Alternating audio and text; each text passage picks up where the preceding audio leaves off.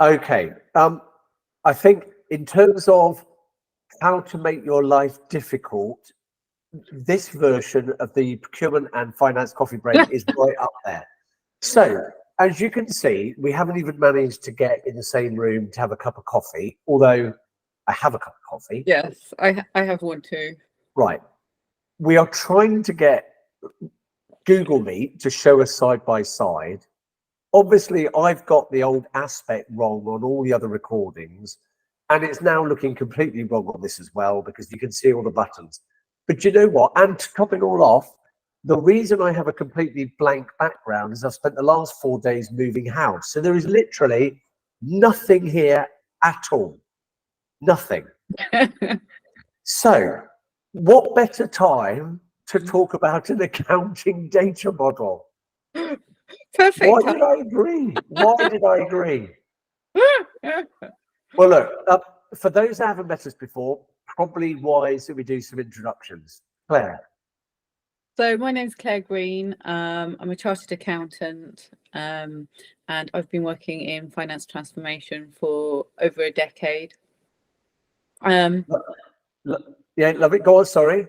No, just I have a passion for finance transformation and getting it right. It's sometimes a little bit of a misunderstood art, and basically I like chatting to you, Richard, because we've got quite a lot in common, and we can sort of talk through it in more layman's terms to make it more easy to understand.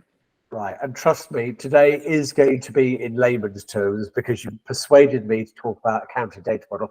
Who am I? Richard Beaumont, former Chief Procurement Officer, now mainly focusing on sort of training procurement teams across multiple organisations. But likewise, you know, Claire and I decided to do this series of webinars to try and break down some of the barriers and some of the myths that exist between two really important teams in organizations. Because in fact, the truth is, there's a lot that we have to do together. So on that note, I suppose we better get into it. So come on, Claire, let's sort of calm everyone's nerves then. What is an accounting data model? Yeah, so okay, so we're back from technical failure. Never mind. So Claire, look, why don't we set the scene? What is an accounting data model? yeah, sure. Just before I answer that, I just refer to the fact that a couple of weeks ago we did a coffee morning on the importance of good data, and having timely quality data to be able to run a business effectively. And if you don't have that, it's really difficult to run a business. And obviously during the pandemic, we never saw the importance of that more, because obviously buying trends then changed overnight. So just going back to the accounting data model, a model for how you structure your data is basically a 101 in order to be able to have good data. So if you want good data, you need a data model. So an accounting data model from a finance point of view, it's a way to structure the financial data in a structured and meaningful way. And basically at its core, it consists of a chart of accounts, which is organized into several categories: revenue, expenses, assets, liabilities, basically a company's P&L and balance sheet. Yeah. And it's further subdivided into specific types of accounts. So you can, for example, analyze your types of sales revenues out, your types of costs, your types of expenses, as well as being able to have, your accounts receivable and payable and your bank accounts as well. So all the categories of the balance sheet and the P&L. Sometimes an accounting data model just is called a taxonomy, but really I like to call it an accounting data model because it describes what it is more. It's a model for data for accounting, whereas a taxonomy is kind of a word that just means, categories. Yeah. So within that, people may be more familiar with taxonomy than a data model. I mean, what are the typical dimensions we're talking about then? Yeah, so things like currency, department, location, project service, project code, like basically in order to not have multiple nominal or general ledger accounts within the chart of accounts, it's a way of analysing them further. In the past, sort of bad practice was perhaps to have, a cost for, let's say, stationery, Right. stationery for finance, stationery for procurement, stationery for HR, and you'd have all these accounts for each department, and that would just result in a massive chart of accounts. So rather than doing that, then you think, well, what's the type of cost, and then how do I want to analyze it out by? Got it. So now we've talked a little bit about the accounting data model from a finance point of view. In your experience, Richard, how does procurement typically link its type of procurement categories to an accounting data model, to finance? Well, look, much as you can imagine, after just moving house, I'm on 15 caffeines a day. So how does procurement's data link to finance's data? It's kind of right up there with keep me awake. But actually, look, seriously, this is one of the root causes of the biggest set of problems in procurement, which is spend analytics, right? Sure. And it's not because, if you're just a company and you set up your own data model, then, no problem, because, as long as you all know what it is and you can interrogate that data and work out what you're spending with each supplier, no problem. But life isn't like that. No company, that has grown over time has got one set of accounts. I mean, any company that's been through, heavy duty M&A activity, Sure. or they've changed their ERP system, you're bringing together data sets from lots of different companies that had lots of different codes. They all had different data models. So the typical problem that we see in procurement is that you go in and you try to work out, what the spend is, I don't know, on freight, and you get nonsense. And my best example of this, when I was working for a large aerospace company, and I was working for McKinsey at the time, I did the analytics on their sea freight, and I proudly announced to them that we spent 20 million on one particular supplier, and they laughed at me. And they said, "You're not even close. It's over 100 million." If Claire can hear me here. Yes, I can. Yes. So here we go. Technical at its best. The problem was the supplier was Kuehne Nagel. Kuehne Nagel is the most impossible to supplier for any English speaker to spell right. Yeah. Every different version of Kuehne, every different version of and, every different version of Nagel, and then add Inc, Pty, PLC, whatever on the end of it. And all of a sudden, there were over 140 different Kuehne Nagels in the vendor master. Useless data. So often, one of the biggest activities procurement has to do, and it has to be a joint exercise with finance, is sitting down and actually cleaning data. And typically this requires a third party. I know we're going to talk about this in a minute. Yeah. But, if you don't clean the data, for example, a simple, a very simple approach, which is United Nations Standard Products and Service Codes, UNSCPC.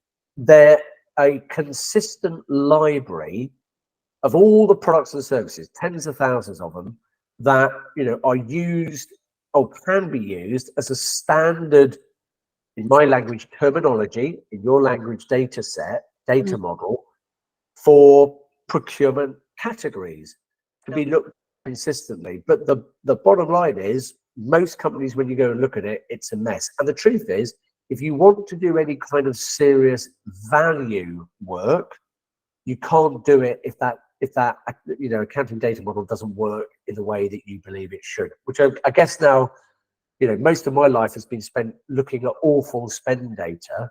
That's just one aspect of an accounting data model. So, look, I'm going to ask you. You're the accountant here. How do you go about clearing it up? I mean, how do you do that? How do you go about cleaning it up? Yeah. Well, there's one. First of all, you need to know what your target state is, and for that you need to build a comprehensive accounting data model. Once you have that, Yep. then you go about the cleanup and migration activities. But in order to build a comprehensive accounting data model, you need to think about how it's going to stand the test of time. You don't want to, you want to future-proof it. And I would say, in designing a leading practice accounting data model, I would look at perhaps 7 or 8 things. Right. The first thing is have someone design it who has experience of designing an accounting data model and Okay. knows what leading practice looks like. At the moment, in organisations, there's very much a push to what's called a thin ledger. And a thin ledger is basically saying, well, in the general ledger, we'll only hold data that's required for financial reporting. We won't use the general ledger as kind of a repository for every type of data the organisation might want. Right. We'll do that via a data lake and Power BI on top of it. We'll only keep what we want for financial reporting purposes in Right. general ledger. So for example, so it's useful to have someone who's done it before and knows what leading practice looks like in order design it for you. The other thing is obviously, as I mentioned, just understand what your reporting requirements are. So you need to think, well, what is it I need to report? Who do I need to report to? And then work backwards. Define your chart of accounts. So define what are the key categories under revenue, expenses, assets, and liabilities. So as I said, start where you need to go in terms of reporting and work backwards. I would say determine the associated dimensions. So think about what cost centers, locations, departments, profit centers you want to have. And then develop that with the procurement taxonomy. So work out, from a procurement point of view, what type of spend analysis and volume metrics do you want, and how is that going to tie to this chart of accounts that finance want? Because when you procure something and you raise a PO, whatever category you tag to that PO, you want that to link nicely to the chart of accounts, where you're going to budget for it, where you do your budget check for it. So it needs to all sort of come together hand in glove, so to speak. And then I would say test it with use cases, and don't just think happy path, think unhappy path. Think of the things that are the more unusual cases to test your data model.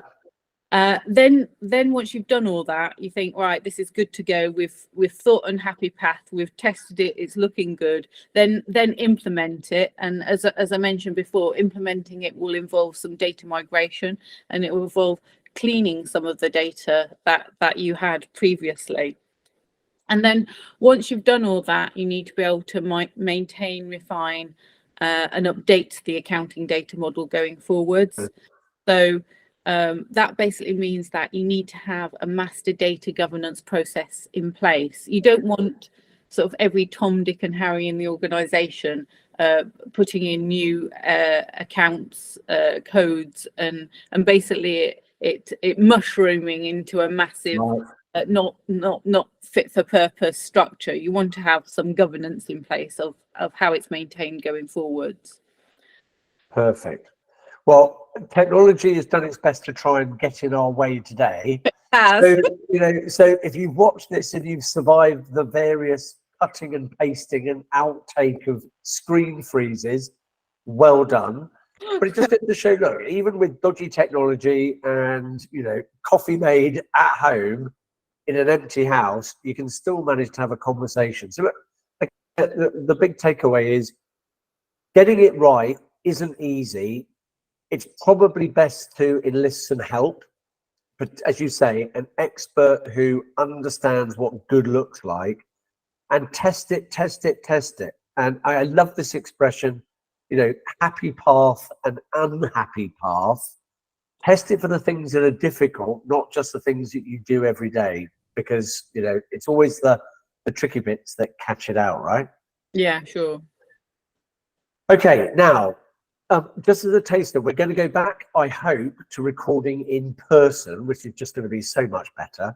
Yes. But we're gonna bare our souls in the next two, because we're going to have a bit of a what don't you like about, and we're going to start with I can't remember which way around who's going to go first, which is what doesn't procurement like about finance, and what doesn't finance like about procurement. So we're going to take it both ways. And actually, there's a point to this, which is it might just be that a few changes in perspective or approach can actually get rid of some of those things that cause conflict. So yeah. So the next session is why doesn't finance love procurement? And then we've the follow-up section is actually why doesn't procurement love finance? And we're going to do the idea is we're going to do a role play to see how yes, we are. We're going to do a role play. We're going to use an approach to resolving conflict, and we're going to see we're going to chat through an example without using it, and then chat through it using this structure and see if that helps us. Right. Now, the only downside being, given the first one is why doesn't finance love procurement, I better do my job properly, or else there won't be another episode. So there we go.